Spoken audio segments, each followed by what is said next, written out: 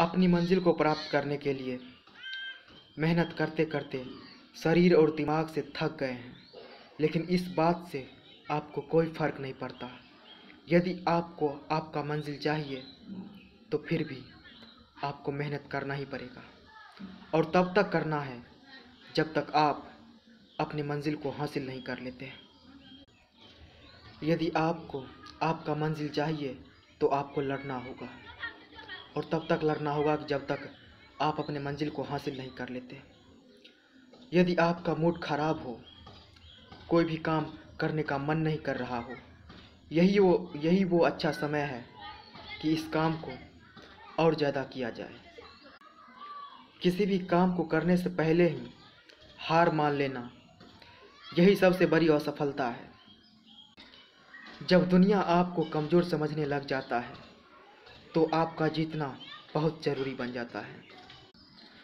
बहुत सारे लोग तो कोशिश करना सिर्फ इसलिए छोड़ देते हैं कि वो सोचते हैं कि ये नहीं कर पाया तो मैं कैसे कर पाऊँगा। बहुत सारे लोग नहीं कर पाए तो फिर हम कैसे कर पाएंगे।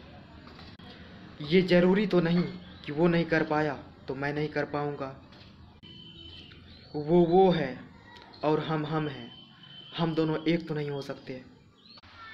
अपने ज़िंदगी में अपने मंजिल को पाने के लिए रिस्क लेना ज़्यादा बेहतर है किसी काम को न करने पर अफसोस करने से। इसलिए सबसे बड़ा रिस्क तो जीवन का यह है कि कोई रिस्क ना लेना।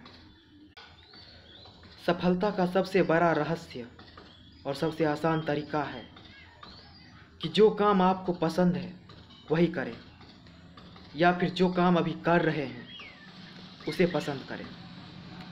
इसलिए अपने मंजिल को यदि पाना है तो जो काम कर रहे हो उसे पसंद करो, या फिर जो पसंद है वो काम करो। ज़िंदगी और बेहतरीन हो जाएगी। किसी भी काम को ज़बरदस्ती तो करना ही नहीं चाहिए, जो पसंद है वही करना चाहिए। और रही बात अपने करियर की टेंशन की, तो उसकी ज़रूरत नहीं है।